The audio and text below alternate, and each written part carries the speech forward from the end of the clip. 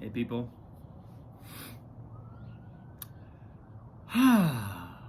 Well, it's been a beautiful weekend. It's been a 4-day weekend, and I noticed myself.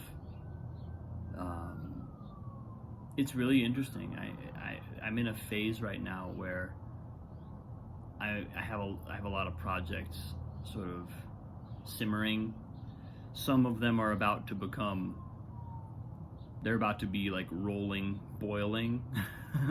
Not in a bad way, but in the way of we're cooking now. It's time to cook. And so I get a 4-day weekend, and somewhere in the middle of a 4-day weekend, I'm like, but when's the weekend going to be over? When's the weekend going to be over? And the lesson that I've been extracting from that over the last, maybe 2 days or so is it's similar to the lesson that I extracted when I was before Annalise was in school, and when I had a fair amount of my time kind of spoken for with just household childcare duties, very unpredictable work schedule. But the lesson that I got ultimately from that time, there was certainly some frustration and some stress around the feeling of, am I ever going to work again? Am I ever going to be able to string hours together again? But that, that was always temporary. That was never deeply unsettling. It was always just kind of a, day-to-day thing to deal with. And at the end of all that, I got this time with Annalise that was just such a massive gift. And we had a little bit of that today. We went on a bike ride. Just took some time. Then I came back and spent 3 hours cleaning my office, which I would never do during the week because I'd be too busy to get my space together where I'm going to do all this work, all this rolling boil work that I'm talking about. I'm coming back to this principle for sure of setting a space is so much the key to starting something. When I went out and bought a curtain to go behind the piano for the cabaret, I knew at that moment, I knew that I was going to do a show. It was like that curtain that blocked the space behind me, that framed what the space around the camera. It was almost like it literally contained the show. It did literally contain the show, but it was like it figuratively contained the show as well. It meant there was a container for the show. And I'm someone who very quickly gets I can just live with a very messy office for a very long time before I clock, hey, wait a minute. This work that's so important to me is part of my entire life. And in my entire life, my priorities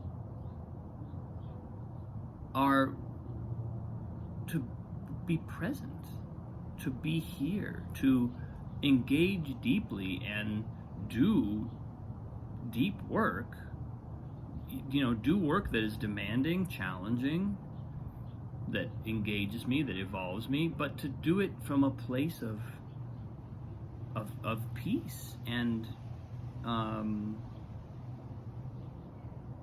ease and order.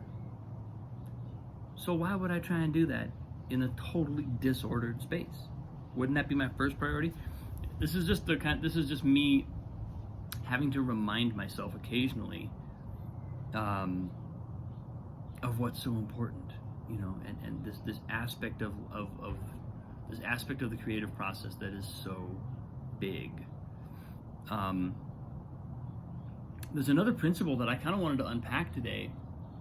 To do, it's a part of my. I would call it another feature of what I'm calling creative spirituality. This idea that the creative process, the artistic creative process in whatever craft discipline we choose, can be approached as a spiritual path, as a spiritual practice. And that the unfolding of that process mirrors the unfolding of a lot of the great spiritual wisdom traditions, the kind of ancient philosophies and ancient spiritual mystical paths that have been laid out for us by previous spiritual pioneers. In the sense of like there's an archetypal journey through a lot of these stages, and my assertion / discovery is that the creative process, the artistic creative process, conforms to those stages of evolution. It will usher us through those phases successfully and reliably, even if we're making up all of the content. Whether I'm going through this process as a songwriter or a playwright or a musician pianist or a glass blower or any other artistic discipline. It doesn't matter what our discipline is. We will go through these phases of creative evolution / spiritual evolution. And I am personally just now, having kind of hit upon this, completely committed to helping define the contours of that path. And what is really exciting to me about this is that the path inherently has to be meta, because it has to capture, it has to be applicable. I mean, it doesn't have to be because I say so, but I've observed that it is applicable to at least all of the creative disciplines I've ever been involved in, and I've witnessed other people in other disciplines experiencing the same thing. So it seems a pretty good bet that it's not just musicians for whom the creative process is a spiritual path. It seems like a pretty good bet that any discipline that's approached in this way will render this possibility, will open this door into a deeply connected spiritual practice. It can be a deeply connected spiritual practice if we know that that's what it is, and if we are willing to remain in contact with it in that way.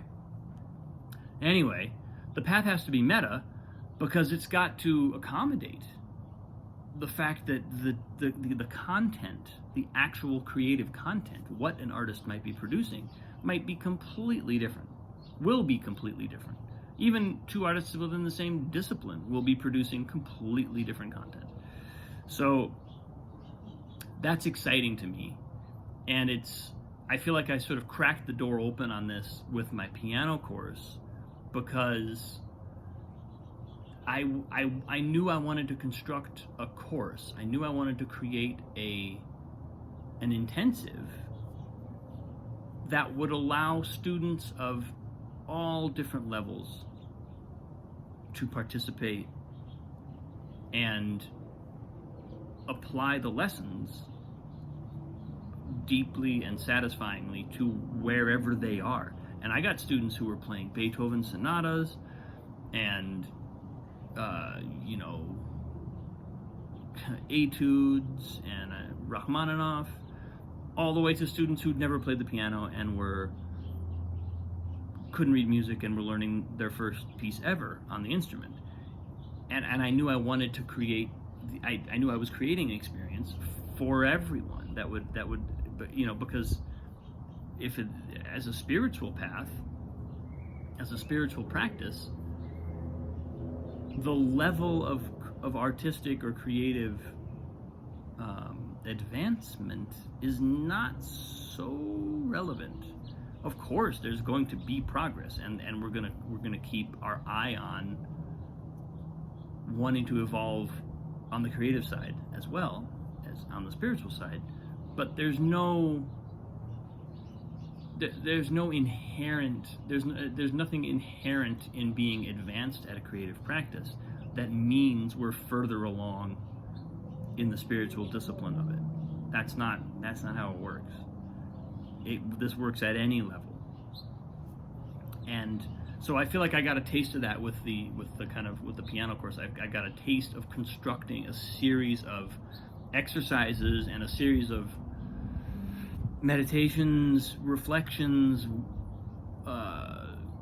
mental and psychological and emotional and spiritual approaches to the work that was meta. I'm calling it meta in the sense of it being not concrete to the work, to the actual work the student is doing. It's a perspective upon the work.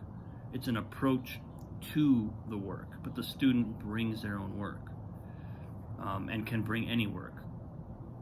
And so what's also exciting about this is that I'm realizing, because I've already had it happen that work on the piano has sprouted other shoots of work with various students in a deep creative capacity that has nothing to do with piano. It's work on writing, or it's work designing a workshop. I'm watching this happen. I'm watching this approach birth other fruitful avenues of both not just work for me, but of insight for people in different disciplines. And so now, having kind of hit upon this notion, creative spirituality, the path, the artistic process is a spiritual path. That, having found that, now I get to do that consciously. Now I get to actually design the map or the architecture of what that process might involve in a way that is both universal and also infinitely applicable. It could be orienting and helpful no matter what the discipline is and no matter what the level is. And I'm just nerding out on this right now. It's so much fun to be realizing, oh my God, this is not only possible, it's already happening.